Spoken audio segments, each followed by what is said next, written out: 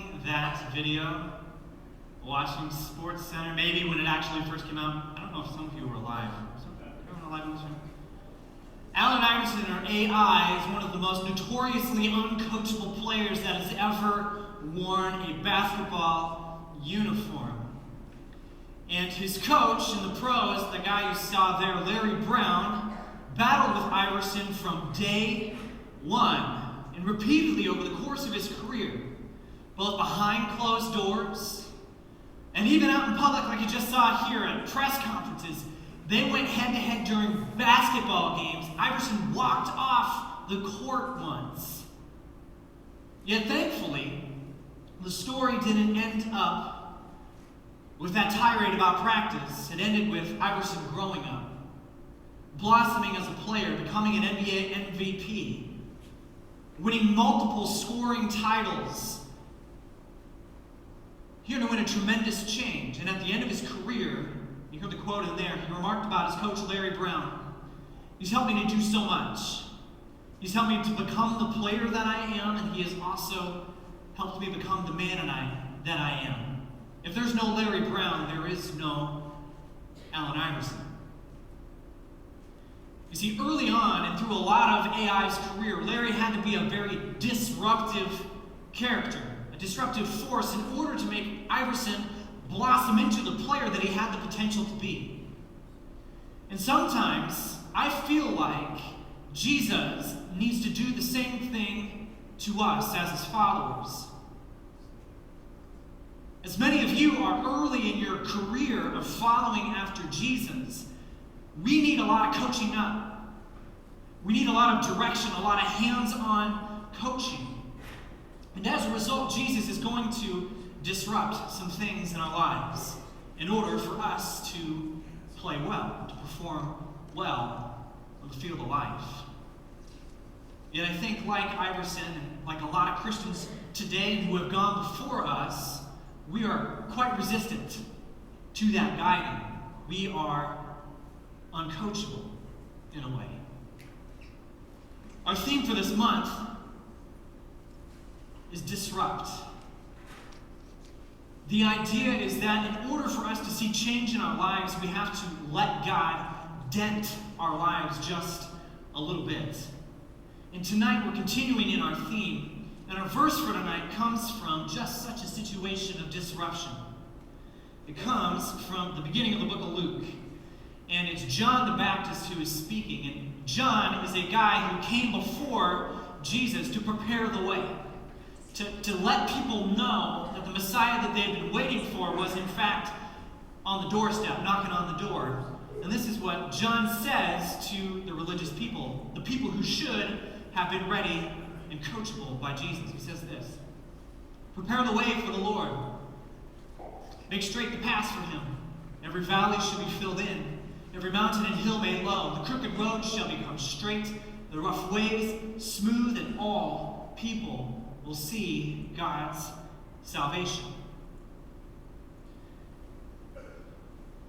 Well, what's the context here? So the religious people, the Israelites at that time, the people who were God's people, were supposed to have been on God's team with the project, with the plan. But they've been doing things, as my son often does, on my own. I do it my own, Dad. They've been going their own way. Some examples of what they've been doing are like this. God says, hey, I want you to make a space, make a way, make a life for people who are poor. Well, what do? They taxed them. They charged a fee for them to come into the temple, to come into the place where they could have a relationship and experience with God. Another thing that they would often do is that they would say, go out, find people who don't know me, introduce them to me, to a relationship with me. But instead, what did? They put up barriers, walls. They made intractable mountains, dug deep valleys, made crooked paths so that people couldn't have a relationship with God. Sometimes I think that we are no different than the Pharisees that John is talking to here. We are often uncoachable disciples. We make crooked the roads, dig deep valleys, raise up intractable mountains, and crater the pathways, not for other people, but in our own hearts, so that God can't direct our lives. And tonight what I want to do is I want to talk about how we can become coachable.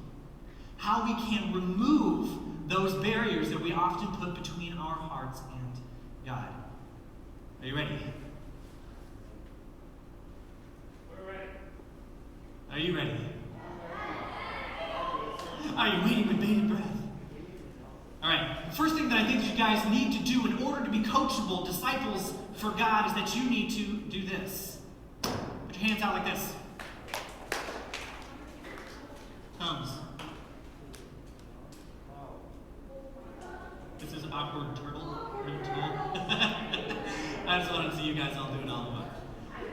What you guys need to do first is this. You have to learn to press into the awkwardness. You have to learn to press into the awkwardness. So, I'm a coach. And before I came to Prince of Peace, I worked at a church in Bloomington called Peace. And I coached track, high school track. My specialties on the team were coaching starting blocks, middle distance, and baton exchanges. Do we have any tracksters out here? Anyone that runs track? Yeah, turning left's the best. So here's a situation. I was asked to coach blocks, and one of the things that I know about coaching blocks, or at least that I've come to realize, is that it is horribly awkward at practice. So the reality is that you just have to get used to how it feels. You just have to get used to how it feels. And so in order to do that, you just have to do it over and over and over and over again. So here's what I have to have my athletes do. The first thing is I give them the blocks without them being put together. And I say, walk them over to the line. The race is starting in 10 seconds. And so they have to remember what their steps are. And so they have to go, they got to put them down, they got to put the blocks in, they got to get in, they got to shake out their little routine. They get down and blocks doing this whole thing, and then they get in. There's specific angles that your knees need to be in, 90 and 120. We get them on the line, and then this is the most awkward part of the entire practice. I say, set. Down. Set. Down. Sometimes I'll get them up and set, and I'll say up an inch, down an inch. Because it matters. It matters for your first step, the angle that your hips are at. Now, here's the thing. You're wagging your butt in the air in the middle of 30 or 40 or 100 of your friends. And so the first thing that I have to tell all my athletes is embrace the awkward right now, okay? If this were happening any other place, it would be weird, but we're at track. It's fine. The same is true in our relationship with Jesus. Jesus asks us to do things that feel awkward all the time. Love your enemy. That feels funny. For those of you that really have enemies, it feels funny. Turn the other cheek, implying that if someone hurts you once, make yourself available sometimes. They might do it again. If somebody needs your stuff, take off your tunic. Give it to them. It's awkward. It feels funny. But in order for us to get the most out of the life that Jesus wants us to have as a disciple, we have to press into the awkwardness. That's where the life is. That's where the life is. The second thing that I think you guys need to do in order to be a good, coachable disciple is this. You have to, and this is a world changer for some folks, be willing to admit that you don't know everything. Raise your hand if you know that person on your team that already knows everything. Maybe it's you. Totally, like your head is so full of knowledge that nothing new or improving could possibly fit. I've had athletes like this all the time. All the time. Here's one example. I had an outstanding middle distance runner. He ran unbelievably fast, 449.2. That's really fast. He ran unbelievably fast, 800, 151.5. That is really, really fast. And we were getting towards the end of the season. He had some big, hairy, audacious goals. He wanted to win the mega meet, and he wanted to win state. But here's the thing. We're getting towards the end of the season. Did you know that your training has phases? There's a part of the season that is supposed to hurt and make you question why you actually showed up in the first place. And it's the training. It's the work portion of the season. But then there's another part of the season. It is called the fine-tuning and tempo. Fine-tuning and tempo. The portion of that season is all about fine-tuning, tempo, and taper. Get healthy. Run the pace you need to run in your race. Absorb it. Know it. Feel it. Love its fluffy feeling. Just get into it. This guy took it upon himself to win every single interval that we ever ran. If we ran a 150, he beat everybody. If we ran a 400, he beat everybody. If we ran an 800, he beat everybody. If we ran a 40-second run, he'd get out in front of everybody. And I would say, don't run that fast. Don't run that fast. Don't run that fast. If you do, you're going to regret it. We're a week and a half from the St. Thomas meeting, Hamlin meeting. He comes in to the training table and he's like, I've got this nagging thing. Meanwhile, all the other guys are commenting on, man, I feel springy. I feel fantastic. And I had to sit there and say to this poor young man who has an unbelievable amount of potential, I told you so.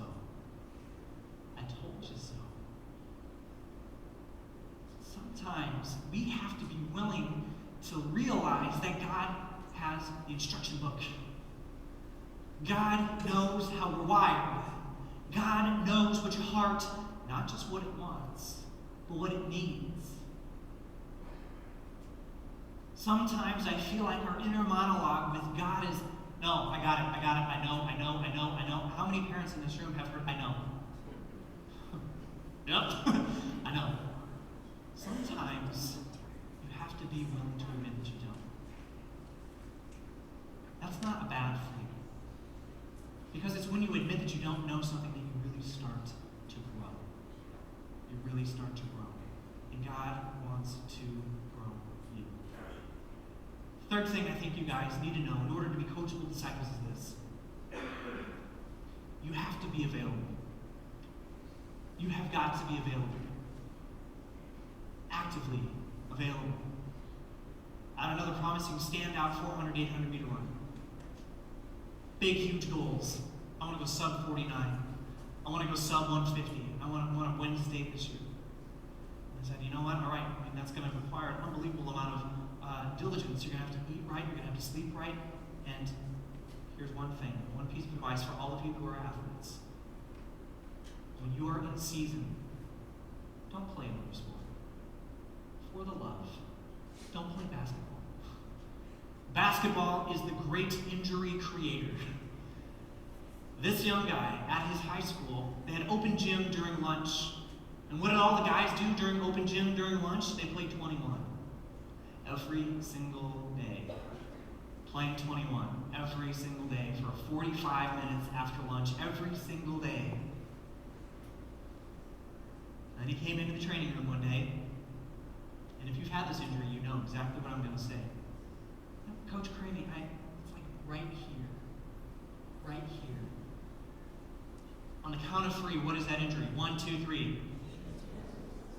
Shin splints. And you know what I had to tell him? Do you want to know the only way to get rid of shin splints? Don't run. Do nothing. In the middle of the season, he had to take 3 weeks off. 3 weeks off. Sometimes we say, here I am, God, I'm available. We don't do the next thing. We don't say, here I am. We say, here I am, but we don't say, send me. And the thing is when you say, send me, you go in a direction. You make your life, your agency, your heart, your will, your passions available to God to send somewhere. And the issue is, if you go one way, you're going away from something else. In this runner's situation, it was open basketball. In your life, it might be a relationship. In your life, it might be a way of thinking. In your life, it might be whatever it is. But in order for you to be coachable by God, you have to make yourself available. And sometimes when you make yourself available, you make yourself unavailable to other stuff. But when you do it, that's where the life is. That's where the adventure is. That's where the health is. Jesus says in John 10:10, I came that you might have life and have it abundantly. Follow me. Be coachable. I tell you that because I spent a huge chunk of my life not being coachable. A huge chunk of my life not being coachable. The awkwardness. You guys have these campus faith clubs, and I think they are absolutely magical things. Because I've never seen them anywhere else in my entire life. There are groups of Christians at your school that gather. They're a thing. You see, what would happen all the time is we'd go to youth group at my church, and then we'd all go back to the same school. There's like 100 of us in our confirmation group. We all go back to the same school, and it was like no one had ever met anybody ever. See a doctor. Like a sea lion. We wouldn't press into the awkwardness of behaving differently or the way that Jesus would want us to behave around each other at school. And as a result, there were a whole bunch of people that saw the church as two-faced. They're Christians at church. They're not at school. They were lying there. They're going to hurt me here. And I finally realized that.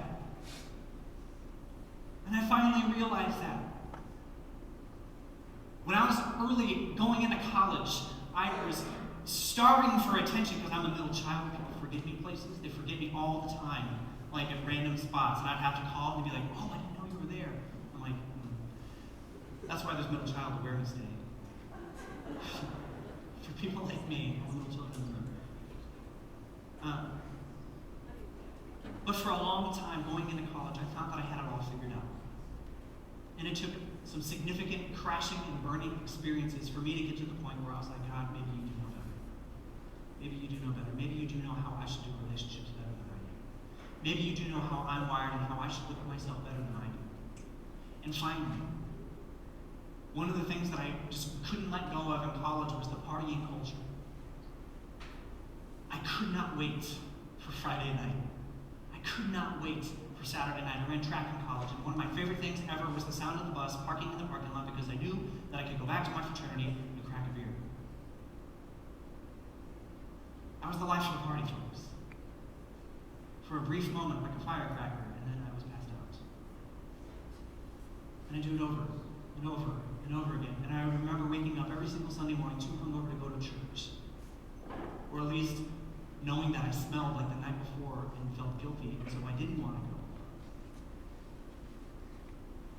And then finally, I went and I worked at coachable Lutheran Bible Camp for a summer. And for the first time ever, I got out of the routine. And a gal named Amber Jansen, and this is a story for another day, finally said, Jason, in order for you to have the life that Jesus wants you to have to let go of the life that is really not good. You gotta let go of the life that really is not living. Folks, we're gonna pray over you. Jesus came that you might have life. Jesus came that you might have life. And my hope, my prayer for you tonight is that you would walk away saying, Jesus, I'm getting into you. Russ is gonna come up here in just a moment. And he's gonna play a song, and the heart of the song is falling in love with a relationship with Jesus. It says, I'm getting into you because you got to me. I'm getting into you because you got to me. You're essential to survive. And there's going to be some questions that pop up on the screens. So Russ will sing a little bit instrumental, and there's going to be a question there. And I want you guys to think about that question.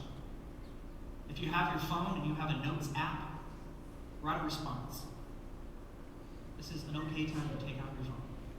If you've got a phone and a notes app, write a response. We'll come together after the sermon.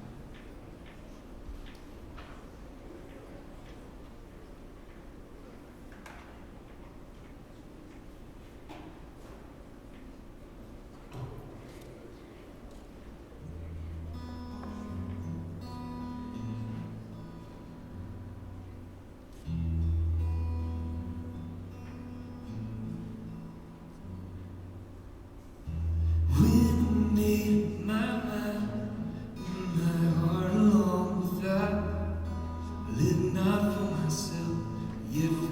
had somebody say, do you know what you are getting yourself into?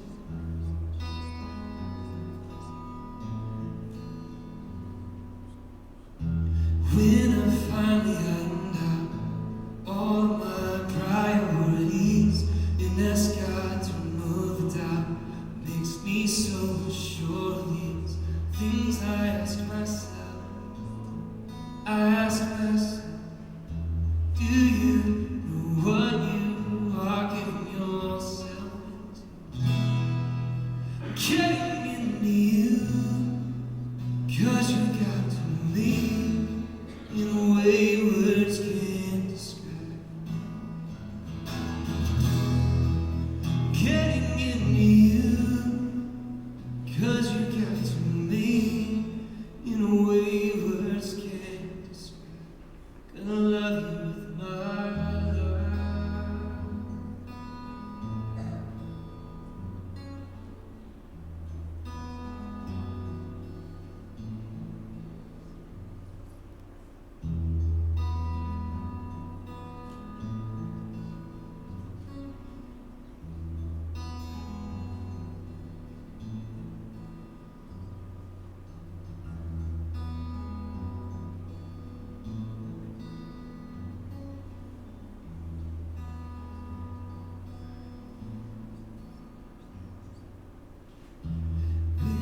Looked at me and said, kind of view you as the sun. For 1 second our eyes met, and I met that with a question. Do you know what you are getting yourself into? Getting into you, 'cause you got to leave in a way words can't describe. Getting in